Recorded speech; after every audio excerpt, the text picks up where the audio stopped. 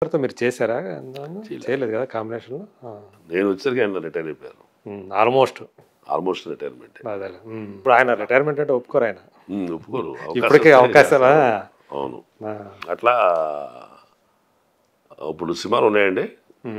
అట్లా నా సంక్రాంతి సినిమాలు సామాన్యంగా ఏమన్నా? సంక్రాంతికి నా సామాన్యంగా కూడా అడిగారు. డేట్ చెప్పాలి ఇంకా.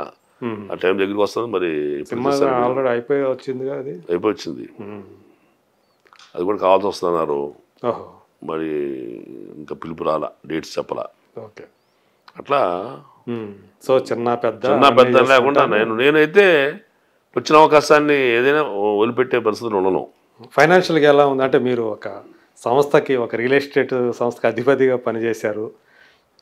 ఆ ఉన్న కాలంలో కాస్త బాగానే సంపాదించుకొని ఉంటారు. సో సినిమాలు అది వదిలి అయిపోయిన తర్వాత మళ్ళీ సెకండ్ ఇన్నింగ్స్ స్టార్ట్ చేసిన తర్వాత ఇప్పుడు ఫైనాన్షియల్గా పర్వాలేదు. ఫైనాన్షియల్ పర్వాలేదండి, పెద్ద ఇబ్బంది. రెమ్యునరేషన్ విషయంలో ఇప్పుడు ఆర్టిస్ట్గా కూడా ఇక్కడ పర్వాలేదు, సంతృప్తికరంగా ఉన్నాను. నేను మనీ అనేది క్రైటీరియా చూడను. పాత్ర బాగుందంటే కొంచెం 5,000 10,000 తగ్గడానికి కూడా సిద్ధపడతా. ఎందుకంటే నేను ఎంత తీసుకున్నది మీ ప్రేక్షకులు తెలియదు. నేను 1,00,000 తీసుకున్నా సరే మీరు నమ్మరు, రూపాయలు తీసుకున్నా నమ్మరు. అంటే ఒకప్పుడు ఫస్ట్ ఇన్నింగ్స్ రోజుకి 500 తీసుకున్నారు కదా, తక్కువే. కానీ ఇప్పుడు గౌరవంగానే ఇస్తున్నారు, గౌరవంగా చూస్తున్నారు. పాత్ర ఒకసారి క్లిక్ అయింది అనుకోండి, వాడేస్తారు అవసరం బట్టి. కాబట్టి డబ్బు ముందుగా మనం మాట్లాడుకుని డబ్బు కోసం మనం వదిలిపెట్టడాలు అసలు చేయను నేను. మరీ అడ్డుగోలుగా మేనేజర్కి అది క్లియర్గా చెప్పేస్తారా? మేనేజర్ ఇంకా పెట్టుకోవాలా, ఇచ్చేదైతే ఇంకా తక్కువ డబ్బులు మళ్ళీ దాంట్లో మేనేజర్కి ఇస్తాను. మేనేజర్ పెట్టుకోవాలి, నేనే మాట్లాడతాను. మేనేజరు ఏంటంటే వాళ్ళ హోపులో వాళ్ళ లెక్కలో మనం ఎక్కువ ఉంటాం. నేను బయట 50,000 తీసుకుంటే చాలని అనుకుంటే 70,000 చెప్తుంటాడు. ఈ దెబ్బకిళ్ళు వచ్చేవాళ్ళు పోతారు, సినిమా తీయాలని ఆలోచన మానుకుంటారు. కాబట్టి నేను కొంతకాలం, ఎందుకంటే చిన్న అమౌంట్స్ మనం ఎక్స్పెక్ట్ చేస్తున్నప్పుడు వాళ్ళేమో చిన్న, లేకపోతే ఇన్ని సినిమాలు చేస్తున్నాడు కాదు. నేనంటే రీజనబుల్ ప్రైస్. నేను కొత్తగా వచ్చాను. ఇప్పుడు నాతో నేను పోటీ పడుతున్నాడు కానీ, పోటీ అంటే లేదా నాతో పాటు నేను చేపి ఇంకో వేషన్ చేస్తున్నాడు కానీ, అందరూ 10 నుంచి 15 నుంచి ఇక్కడ ఇండస్ట్రీలో ఉన్నవాళ్ళు. నేను స్వల్పకాలం, తక్కువ కాలం నాది. సో కొంచెం అదృష్టంతో ముందుకు వచ్చాను. సో నాకు ఎక్కువ మంది పరిచయం అవ్వాలి, ఎక్కువ మంది పరిచయం అవ్వాలి. ఈయన యజ్ఞమూర్తి గారని, ఆయన సోన్స్ అని, ఇంకా సోన్స్ అని తెలియాల్సిన చాలామంది ఉన్నారు. సో దానికోసం అని చెప్పి నేను ఎక్కువ విస్తరించడానికి నేను ప్రాధాన్యత చేస్తున్నా. ఇండస్ట్రీలో చాలామంది నాకు తెలియదు, తెలుసుకోవాలి. ఇంక నేను ఇంతవరకే రవిరాజ గారి మీద, మన రవితేజ గారి మీద చాలా క్లోజ్గా ఉండేవాళ్ళు మెడ్రాస్లో. ఇంతవరకు ఆయనతో నేను సినిమా చేయలే. అవునా? అప్పటి నుంచి తెలిసి మేమంతా కలిసి ఒకటే స్ట్రీట్ ఉండేవాళ్ళం. రవితేజ మేము కలిసి మేము ధర్మక్షేత్రం చేసాము. అంటే తెలుసా మీరు అని ఆయనకి గుర్తుపట్టారా? ఈ మధ్య కూడా కలిసి నేను. ఓకే, తెలుసు. మహేష్ కూర్చో రవి అని నేను పిలిస్తే మహేష్ అని పిలిచి అంత చదువుతూ ఉన్నాం. ఓకే. అప్పుడు రవితేజ ఏం లేదు, సీనే లేదు. రవితేజ గారిది అప్పుడు ఏం లేదు, జీరో. అప్పుడు చెప్పాలి జీరో. నాకంటే ఇంకా బెటర్మెంట్లో శ్రీహరి బాగా మంచి పొజిషన్ ఉన్నాడు, కొంచెం పర్వాలేదు. శ్రీహరి, బ్రహ్మాజీకి పర్వాలేదు. వాళ్ళిద్దరు ఒక సింగిల్ రూమ్ ఇచ్చే పరిస్థితి, మాది షేరింగ్ ఇచ్చే పరిస్థితి చెప్పాలంటే. అప్పుడు రవితేజ ఆయన అంతే, లెక్క కలిసి వచ్చింది. తర్వాత నేను దుబాయ్ శ్రీను చేస్తున్నప్పుడు కలిశాను. తర్వాత కృష్ణ రిలీజ్ అయినప్పుడు ఫోన్లో మాట్లాడాను. నేను రియల్ ఎస్టేట్ ఫంక్షన్, ఆ ఫంక్షన్ వచ్చాడు రవితేజ గారు. నేను రియల్ ఎస్టేట్ ఎండీగా ఒక చిన్న సంవత్సరం అయిన సందర్భంగా పెద్ద కార్యక్రమం పెడితే గెస్ట్లుగా వీళ్ళందరూ వచ్చారు. రవితేజ, శివాజీ వచ్చాను. అప్పుడే ఆయనకి సింధూరం రిలీజ్ అయింది. ఆయన స్టేజ్ మీద వస్తే జనాలు హాయ్ రే హాయ్ అని పాడారు, చాలా సంతోషపడ్డాడు. అది అంత దగ్గర బాగా క్లోజ్. ఇప్పుడున్న ఆర్టిస్టులు అందరికంటే ఎక్కువ క్లోజ్ నాకు రవితేజ. ఆ రోజుల్లో పేరు పెట్టి పిలిచేంత సనుగుతూ ఉన్నాం. బట్ ఆయనతో నేను సినిమా చేయలేదు. మొన్న ఈగిల్ సినిమా షూటింగ్ నేను కలిసా. నా కోసం ఎంత దూరం ఎందుకు వచ్చాం మహేష్? మరి ఎక్కడికి వస్తాం మనం? అందరు సినిమా చేస్తున్నాను, మీ సినిమా చేయట్లేదు నేను అంటే. చేద్దాం మహేష్, నువ్వు నా కోసం రామాకు, నీకు మా మేనేజర్ ప్రోగ్రామ్ చెప్తాడు, ఓకేనా? మేము అంతకు పిల్లలు ఏం చేస్తున్నారు, ఫ్యామిలీ రిసోర్సెస్ ఏంటి, అంత డీటెయిల్గా మాట్లాడి మంచి ఛాయ్ తాగి నా నెంబర్ ఆ అసిస్టెంట్ తీసుకోమని చెప్పి, ఇది మేనేజర్కి ఇమ్మని చెప్పి, ఆ మేనేజర్ మళ్ళీ నాకు ఫోన్ చేసి సార్ చెప్పారంటే నేను చెప్తాను మీకు. అంత సీరియస్గానే రవితేజ గారు ప్లాన్ చేస్తున్నాడు. జస్ట్ ఆయన కూడా చేయబోతాం. ఓకే. మల్లేని గోపిచంద్ గారి సినిమా ఒకటి రవితేజ గారితో ఉంది, మళ్ళీ ఏదో ఆగిపోతుందని చెప్పి వార్తలు ఆగింది వస్తున్నాయి. అని అన్నారు కానీ అంటే బడ్జెట్ పరంగా ఏదో కొంచెం వర్కౌట్ కాదని, ఏదో అది భారీ బడ్జెట్ అంట కదా. అవునట. నేను వింటమే, నాకు తెలియదు వాస్తవం. 100 అంటున్నారు, 150 కోట్లు అంటున్నారు, 100 కోట్లు 150 కోట్లు అని. అంటే అలాంటి స్పాన్ ఉన్నటువంటి. సో అది ఇటు మల్లేని గోపిచంద్ గారితో మొన్న వీరసమారెడ్డి చేశాగా, ఆయన కూడా బాగా నచ్చాను నేను. ఓకే. నచ్చాను. నేను మొన్న వాళ్ళ ఆఫీస్కి సరదాగా వెళ్తే ఆయన ఏమో, మీరు ఎందుకు వచ్చారు సార్, మీరేంటి సార్, మీరు నాకు వస్తుంది నన్ను కావటం మీరు రావటం ఏంటి సార్ అని ఆయన. అంటే నేను కూడా ఎందుకు వచ్చారంటే నేను ఇబ్బంది పడాలి, కంగారు పడ్డా. అంటే అంత గౌరవం అసలు నేను వేషం కోసం వస్తానని ఆయన ఊహించలా. అదే నేను లేదు సార్, నేను వేరే సినిమా పని మీద వచ్చాను ఇక్కడికి, వాళ్ళతో మన ఆఫీస్ అన్ని చూసి కింద వాచ్మెన్ అడిగా, డైరెక్టర్ గారు ఉన్నారా అంటే ఉన్నారన్నారు, మర్యాదపూర్వకంగా కలవడం వచ్చేసారంటే ఆయన నన్ను కలవటం ఏంటి సార్ మీరు ఆల్రెడీ మేము అనుకున్న ఆ వేషం ఉందని అన్నారని నాకు తెలిసింది కూడా. ఓకే.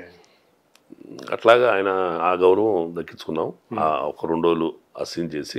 ఓకే. నెక్స్ట్ మరో మంచి వేషం నన్ను కాస్త మళ్ళీ నలుగురు తీసుకెళ్ళేది రజాకార్ అని, అదొక మంచి వేషం అండి. ఓకే. దాంట్లో రజాకార్లో ఏం చేశారు మీరు? రజాకార్లో చాకలైలమ్మ అనే హిస్టారికల్ క్యారెక్టర్ ఒకటి ఉంది. అవును. ఆవిడ ఇంద్రజ చేసింది. ఆవిడని హింస పెట్టే దేశముఖ్ పాత్ర నేను చేశాను. దేశ్ముఖ్ క్యారెక్టర్. దేశముఖ్ రాపాక రామచంద్రారెడ్డి అని, ఆనాటి దొర, అదేలే దుర్మార్గపు దొర. అప్పుడు అందరూ అంతా దేశముఖులంతా దుర్మార్గులే ఆ కాలంలో. అట్లా ఈ కాసిం రజ్వీని అడ్డు పెట్టుకుని వాళ్ళ ప్రాపర్టీస్ని దోచేయటం, ఆవిడ సపోర్ట్ చేసిన హీరోచితమైన క్యారెక్టర్స్ని, హీరోచితమైన క్యారెక్టర్స్ని నేను హింస పెట్టించటం. ఓకే. ఆ క్రియాలిటీ ఉన్న క్యారెక్టర్ అది మంచిది.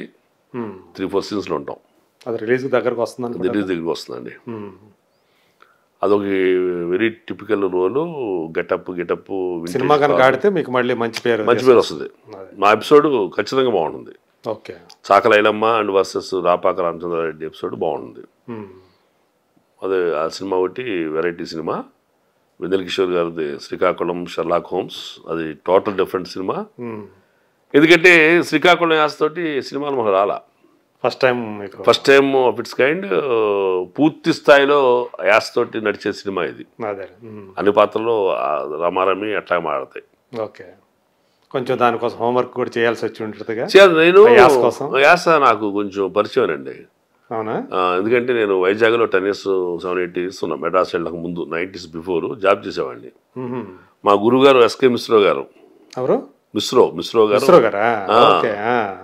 గారు మా గురువు గారు. నేను చనిపోయిన వైజాగ్ ప్రసాద్ గారు మేమంతా కలిసి స్టేజ్ చేసిన నాటకాలు. సో అప్పుడు నాకు శ్రీకాకుళం యాస బాగా పరిచయం. అది ఇప్పటికి పనికి వచ్చింది. అది చూడండి,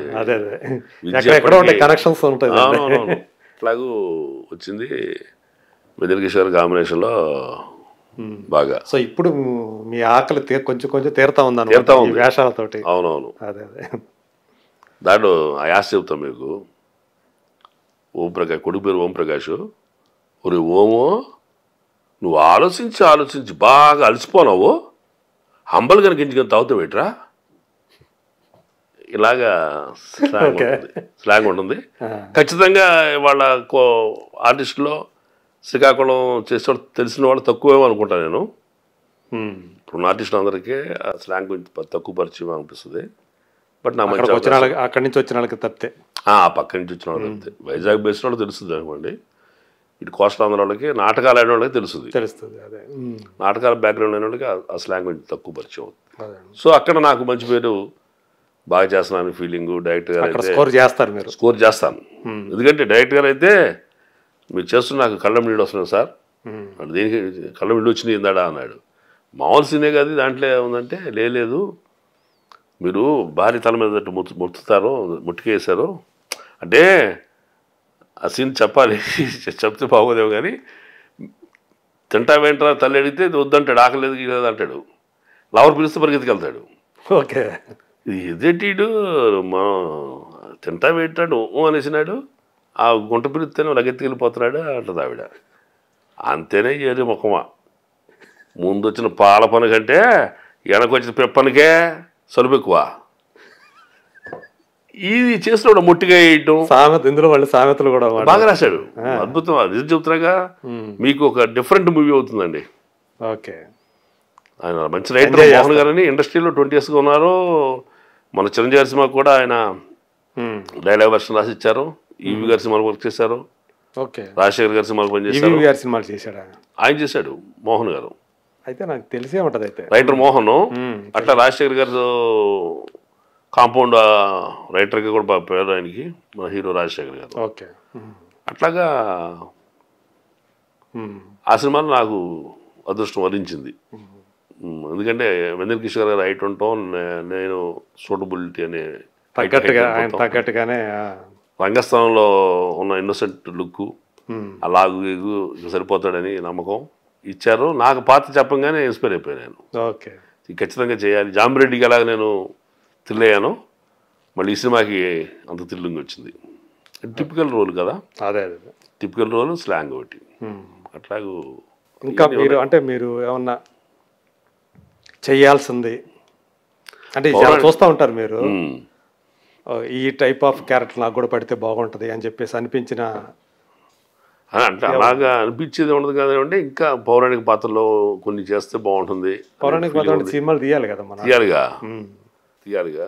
ఇది ఆ కాలం కాదు, వస్తే ఎప్పుడో దశాబ్దాలకు 2 దశాబ్దాలకు వస్తుంది నమ్మకం అయితే ఉంది. అదే ఇంకా చేయాల్సిన చాలా ఉన్నాయి పాత్రలు. ఇదే అనే ఇంకా ఆ స్థాయికి చేరలే నేను. అంటే ఇప్పుడు ఇందాక కోట గారి గురించి మాట్లాడుకున్నాం. అట్లా ఎవరన్నా ఉండరా మనం కూడా ఆ స్థాయికి చేరుకోవాలి అనే? కోట గారు లాంటి ఆర్టిస్ట్ అవ్వాలనేది ఉందండి ఆల్రౌండర్గా. ఓకే. అంత గొప్ప మీద తెచ్చుకోవాలనేది తాపత్రయం ఉంది. ఆయన మామూలు యాక్టర్ కాడు. అవును. కోట గారి లాగా చేయటం అంటేనే గొప్ప విశేషం. అది ఒక చెప్పాలంటే తెలుగు ఇండస్ట్రీ ఒక వరం. అది వరం. ఈ సినిమాలోనే ఈ డైరెక్టరే నన్ను సందర్భంలో అంతకుముందు 2 అన్నారు, మా ఎస్సు రంగారావు మీరు సార్ నాకు ఎస్సు రంగారావు చూసినట్టు ఉంది అంటే ఆ తుండిట పట్టుకుని నిలబడి ఉంటాం, ఆ యాంగిల్లో రంగారావు కూడా నిలబడి ఉంటుంది, ఆ పట్టమై చేసుకుని నిలబడి ఉంటాడు. అంటే నేను ఆయనలాగా చేయాలని ప్రయత్నం చేయను సార్. నేను ఆ తుండుని నలుపుతా కొడుకు చేసి వేషాలు చూస్తూ ఉన్నాను, ఎన్ని వేషాలు చూస్తున్నాను, అది అట్లా నిలబడ్డానంటే లేదు మీరు నాకైతే మా రంగారావు రండి, మీరు మా రంగారావు అన్నాడు.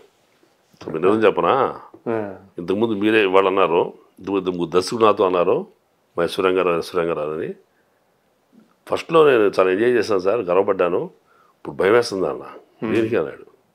యశ్వరంగారావుతో పోలిస్తే భయం వేస్తుంది నాకు అన్న. దేనికి అన్నాడు. ఆయన టాలెంట్ రాలేదండి, బట్టతలు వస్తుంది అన్న. దండం ఇప్పుడు అన్న మాకండి అన్న. అలాగే సార్ మీరు ఒప్పుకోరుగా అంటే నేను ఇవాళ ముట్టికే వేయటం అనేది అంతమంది తెలుసు సార్. అవును. ఆయన ఫీల్ అయింది. ఎందుకు ఫీల్ అయ్యాడు సార్, నేను 11 o'clock 12 o'clock నైట్ కూర్చొని రాసుకున్నప్పుడు ఏ ఫీల్ అవుతున్నాను క్యారెక్టర్స్ మొగుడు పెడాలనేది తల్లిదండ్రులు దాన్ని ప్రస్ఫుటంగా మీరు చూపిస్తున్నారు సార్ నాకు. నేను ఇంప్రూవైజ్ చేసి మీరు చేసేది చూస్తే ఆశ్చర్యపోతున్నా. మీరు అంతేనే ఎర్రిమొహమా అనేట్టు ఎసుకోవచ్చు కదా, అంతనే ఎర్రిమొహమా అంట. ఇది మీదనమాట చేశా. ఓకే. అది డైరెక్ట్ చెప్పలా. దానికి ఆయన తెలియపోయాడు. ఆ మొట్టికేయటంలో ఉన్న ఎఫెక్షన్, పెళ్ళాన్ని మొట్టికేయటం ఎఫెక్షను వాళ్ళు ఎవడో తెలుస్తారు అసలు. అది అంత అటాచ్మెంట్ ఎట్టున్నారని చెప్పండి. ఓకే. మీరు అసలు మా రంగారావు గారండి మీరు అంతే అని అట్లాగా ఆ ఎమోషన్లో ఆయన కళ్ళ నీళ్ళు పెట్టున్నాడు. ఇక్కడ ఈ డైలాగ్లో కళ్ళ నీళ్ళు పెట్టుకుంటాడు ఎవడన్నా. అదే ఆయన రాసుకున్న మీరు దాన్ని చేసిన విధానం, మీరు యాక్ట్ చేసిన విధానం, దానికి ఆయన రైటర్గా నేను రాసుకున్న దాన్ని సజీవంగా చూపిస్తున్నాడు అనే ఫీలింగ్, ఎమోషన్ వచ్చి ఆయనకి కళ్ళ నీళ్ళు వచ్చినాయి. ఇవి కదా ఎనర్జీ ఇచ్చేది. అది కదా మాకు ఎనర్జీ, అది కదా చప్పట్లో ప్రశంసో, అదే అది కదా కావాల్సింది. ఇంకా మీ జీవితాశయం ఏంటండి మరి? ఉందా అట్లాంటిది ఏదన్నా జీవితాశయం అనేది? జీవితాశయం లేదు సార్. మీరు అడిగితే చెప్పాల్సింది ఏంటంటే మంచి క్యారెక్టర్ ఆర్టిస్ట్గా, మంచి క్యారెక్టర్ ఉన్న ఆర్టిస్ట్గా, మంచి క్యారెక్టర్ ఉన్న ఆర్టిస్ట్గా జీవితం గడిచిపోతే చాలా అనుకుంటాను. No ambitions. అందుకనే చాలా ప్రశాంతంగా ఉంటాను. పెద్దగా I never compare with anybody else. ఇంకోటి జీవితం మన జీవితం కాదు, నా జీవితం వాళ్ళది కాదు. కాబట్టి నాకు పోలికలు